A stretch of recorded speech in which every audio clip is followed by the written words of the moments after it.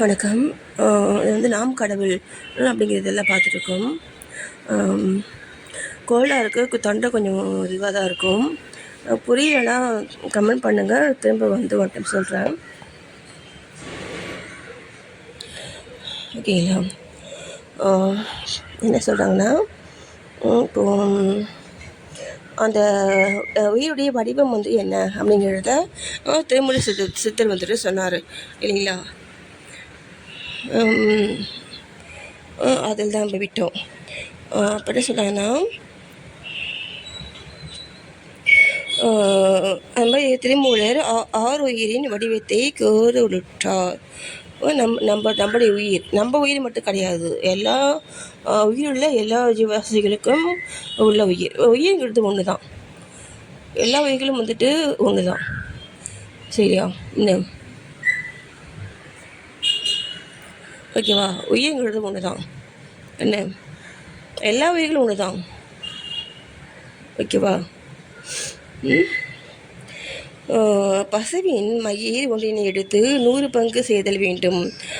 பின்பு அந்நூறில் ஒன்றினை எடுத்து 1000 கூறு செய்தல் வேண்டும்.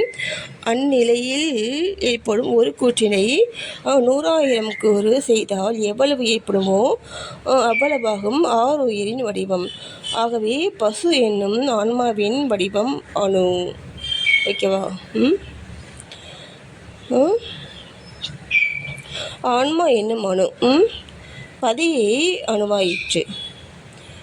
திருமூலர் உயிரை அணுவென்றே பலவிடங்களில் திருமந்திரத்தில் கூறியிருக்கின்றார்.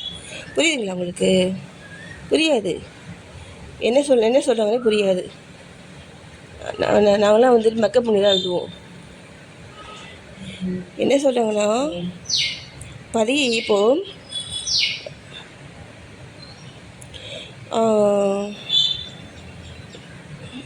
அது 100,000 கூறு செய்தால் எவ்வளவு ஏற்படுமோ அவ்வளவாகும் ஆறு உயிரின் வடிவம். ஓகேவா? அது வரைக்கும் புரிஞ்சு போச்சு.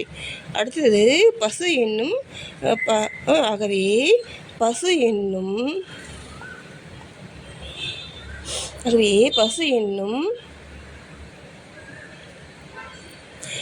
ஆன்மாவின் வடிவம் அணு. ஓகேவா? அந்த ஆன்மாவின் வடிவம் வந்துட்டு என்னென்னா அணு தான் சொல்கிறாங்க. அணுன்னு என்னது? ஆட்டம்ஸ் சொல்லுவோம். நம்ம சயின்ஸில் படிச்சிருக்கோம் இல்லையா? அணுக்கள் இப்போ சயின்ஸ் படிச்சிருக்கோம்ல, அதுதான். ஓகேவா? இந்த ப்ளஸ் மைனஸ் அப்புறம் அது மாதிரி சொல்லுவாங்கள்ல, ப்ளஸ் மைனஸ் அப்புறம் வந்து யூட்டிலைஸ் பண்ணக்கூடிய ஒரு இது, அதான் அணு இல்லையா? ஏதோ நான் இப்போ அதான் வந்து சின்ன பிள்ளையில் படித்தது இல்லை, ஸ்கூல் படிக்கும் பொழுது. இப்போ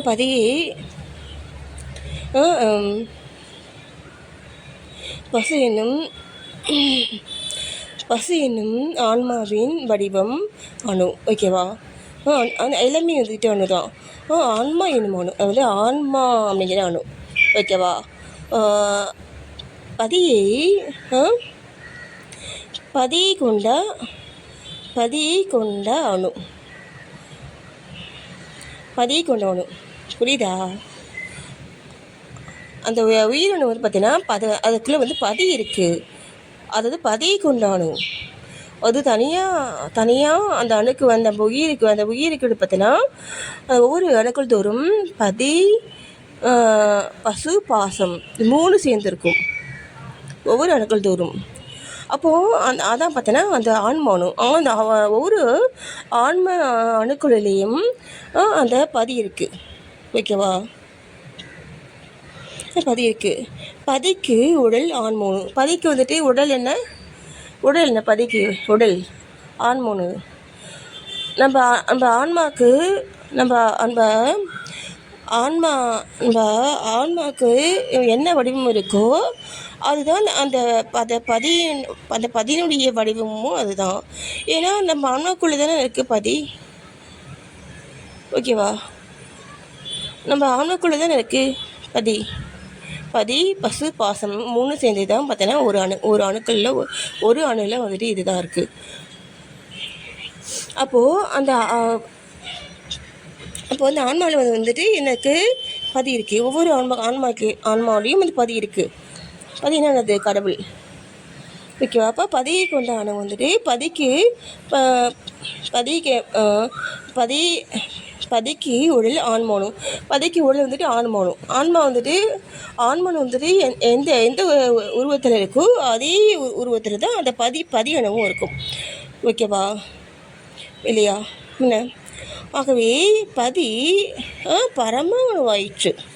ஆகவே பதி பரம உணவாயிற்று. பரம அணுன்னா என்ன? அது எல்லா இடத்துல அப்படியே சர்வமாக அப்படியே வியாபித்து இருக்கும்.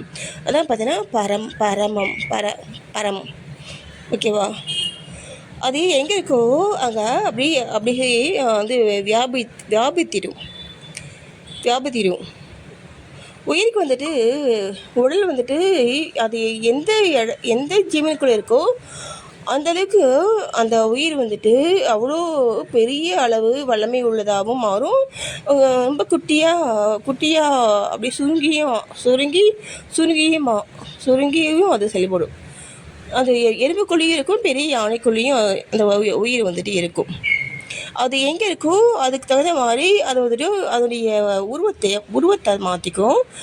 அதனுடைய தன்மையும் மாற்றிக்கும். தன்மை எப்படி மாறும்னா, அது எந்த ஜீவனுக்குள்ளே இருக்கோ அந்த ஜீவனுடைய குண நலனுக்கு தகுந்த மாதிரி அது செயல்படும். ஓகேவா? ஏன்னா அந்த பசுக்கு அது சப்ப பண்ணணும் அந்த பதி. ஓகேவா? அந்த நம்ம உயிருக்கு பார்த்தீங்கன்னா அது சர்வ பண்ணி ஆகணும். அதுதான் அதனுடைய ஃபஸ்ட்டு டியூட்டி. முதல்ல அது அதை செயல்படுத்தணும். செயல்படுத்தி முதல்ல நம்மளுடைய அந்த ஆன்மா சந்தோஷமாக இருக்கிறதுக்கு அதை வழி செய்யணும். அதுதான் பார்த்தீங்கன்னா அது ஃபஸ்ட்டு டியூட்டி. அப்போ அது என்ன பண்ணும்? நம்ம ஆன்மா சந்தோஷமாக இருக்கிறதுக்கான வேலைகளை அது நம்ம மனப்போக்குக்கு தகுந்த மாதிரி நம்ம ஆசைக்கு தகுந்தபடி அது நமக்கு அது செயல்படுத்தும் நம்மளை. அதுக்கு தகுந்த மாதிரி அந்த எண்ணங்களும் நம்முடைய அந்த செயல்களும் மாறுபட்டு இருக்கும், மாறிக்கிட்டே இருக்கும். ஓகேவா?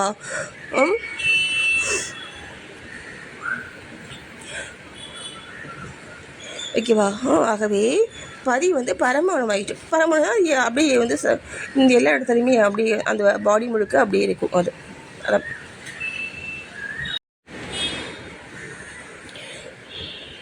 ஓகேவா? ஆகவே பதி பரமானமாயிற்று. ஓகேவா?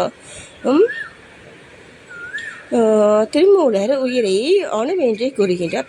பல இடங்களில் திருமந்திரத்தில் அவர் அணுதான் சொல்லியிருக்காரு. எதா உயிரை அணுதான் சொல்லியிருக்காரு. ஓகேவா? அடுத்து பார்த்தீங்கன்னா, இவ்வாறு திருமூலர் கூற்று உயிரை தெல்லென கூறியிருந்தும் இன்றைய நாளில் உயிர் என்ற அருவப்பொருளை வேறு உருவப்பொருளின் அடிப்படையில் தான் வர்ணிக்க வேண்டியிருக்கின்றது. வர்ணிக்க வேண்டியிருக்கிறது என்று சில தற்கால அறிவியலாளர்கள் கூறுகிறார்கள். புரியுதுங்களா? உயிர்ங்கிறது ஒரு அறவு பொருள். ஆனால் அந்த உயிர் இப்போ புரியுதுங்களா? திருமலை சித்தர் என்ன சொல்லுவாருன்னு, அவர் என்ன சொல்கிறாருன்னா, உயிர்ங்கிறது ஒரு அறவு பொருள் தான். அது ஒரு உருவப்பொருள் கூட இருந்து செயல்பட்டாதான், அந்த உருவப்பொருள் செயல்பட்டாதான் நம்ம அந்த உடம்புக்குள்ள உயிர் இருக்குது, அவங்க உயிர் உள்ளவங்க அப்படின்ட்டு நம்ம சொல்கிறோம் இல்லையா? அது உண்மை இல்லைன்னு சொல்கிறார். திரும்ப பார்க்கலாம்.